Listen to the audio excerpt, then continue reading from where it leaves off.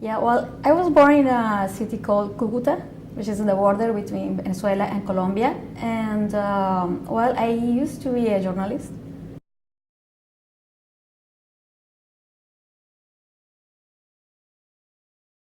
As a journalist in Colombia, especially, the time I was working, um, was during the presidency of Álvaro Uribe Vélez, which is well known as a lord, drug lord. He was part of the Medellin cartel, so anyone who shows what was happening with the mafia going through the government was obviously a target. So I was. And it's funny because my dad was for almost 20 years a human rights lawyer, and he worked very hard, showing that to be opposition in Colombia at the time was very dangerous, and was you don't need to have a gun to be considered like a criminal, and so that you can just be put in jail for whatever things, small things like write an article, showing what was this union between the mafia and the Colombian government. We found out that poverty was considered a crime, and for many reasons, people just went to jail for just because they were in the wrong place, and the wrong time, wrong place. And that was my dad's work, like try to put these people safe. And during the 80s, 1980s, people got used to these war cartels when the two huge cartels like Cali cartel and Medellin cartel, they fight each other for the power from, like have the monopoly of the cocaine going through United States, basically. And at the end of the 90s, I think Medellin cartel won.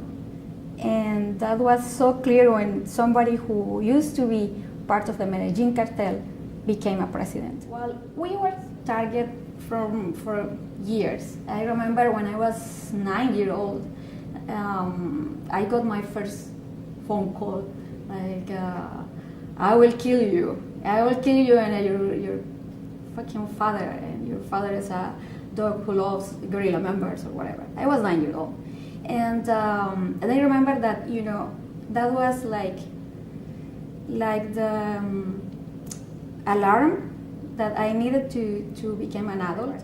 And I remember just walking with my friends and the guys obviously from the government, for intelligence department, with guns.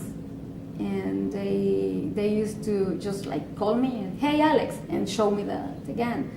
And my friends and I, we were really, really stupid at the time. We just opened our jackets and say, here, if you want to kill me, here. Then when I became a journalist, a professional journalist, I had some extra things. I was kidnapped. I was, I got shot twice. I was close to an explosion. The culture of hate and violence is almost in the bones of every Colombian.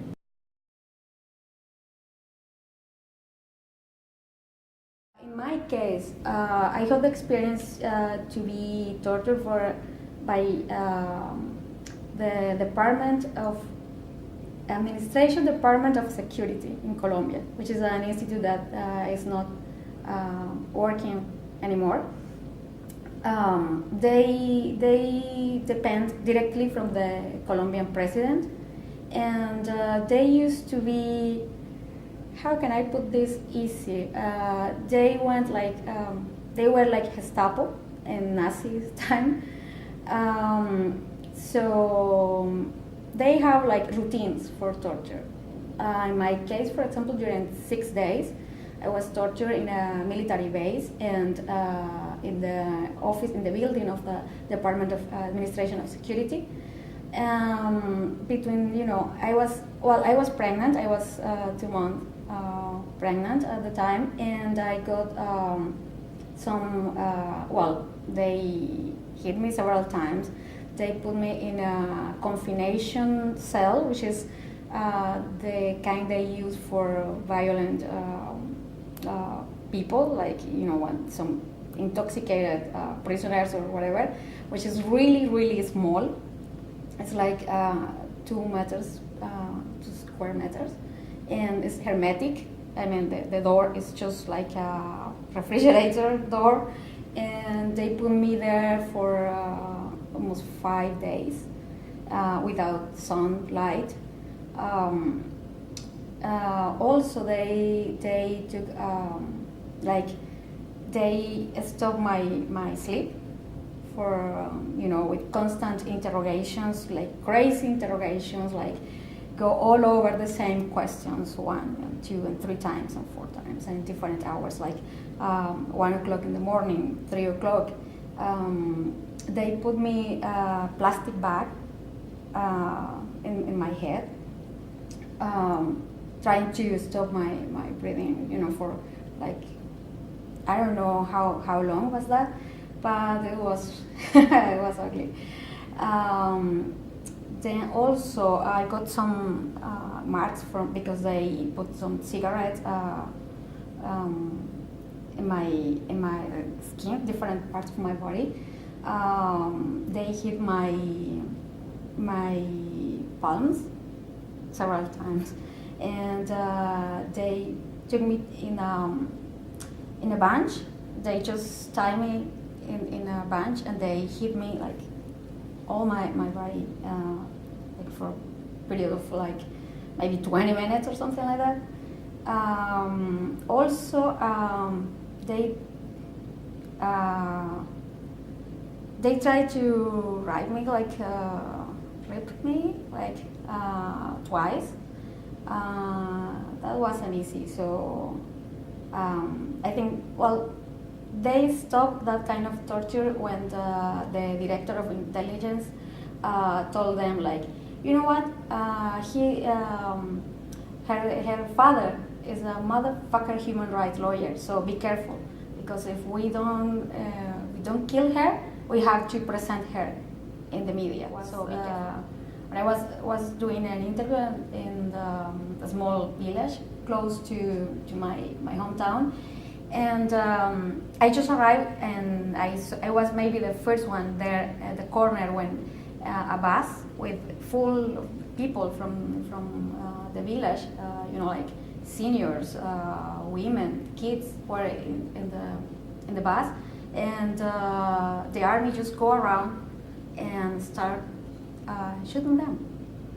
Like, that was maybe the most tough moment for me, like to see, like in front of my face, the institutional government, the national government was bullshit, and I understood that that government was just not enough, was even, not the wrong option. That was the wrong option for Colombia at the moment, and that was mafia doing their job, kill people because they want. Also, the other thing that I'm kind of proud of is when I got an interview with some guerrilla members who were under 17, and they were trying to go and contact the International Committee of Red Cross. The guerrilla members told us, like, we were 8 journalists at the moment, and they say, go guys, go because you can get killed here. Go because they are not going to make any difference between us and you guys. So we ran, but we got stopped because a huge truck with wood was at the middle of the street, and we stopped there. One of those just exploded close to us, and some small pieces of the metallic stuff. Shrapnel. Yeah, that one's just go, and I don't know how. Just I remember that I saw the small thing just going in front of my face and shooting the wood, and a little little tiny part of the wood just got stuck here, and I started bleeding, and was blood, all over my face. And people just were like, oh my God, they killed her, or whatever. And I just, oh shit, I have blood. And the first thing I just remember was the interview. Because if they have the chance, if the soldiers at the moment has the time to check it, check what we have, for sure they are going to destroy the interviews and whatever. Or they can use that interview as a potential guerrilla-friendly stuff, and they keep taking us, under arrest or whatever. So I took out my vest, my media vest, and the tape, because my cameraman was like, "Are you okay? Are you okay?" He was white, he was so white, Canadian white, and it was very scared. And the first thing I said was, "The tape, give me the tape." And that was so noisy, and the explosion and everything, and people yelling. And I was like, what? The tape, give me the tape. And I took the tape and put, inside and covered with the vest. And I tried to put with my vest, I'm just protecting my eye, because people was yelling like, oh, she lost her eye. And it was tragic, and people just crying and whatever. And the other journalists so scared, like, oh my God, we're gonna die. And people just came to us, and they took us. And they took us, far away from the checkpoint.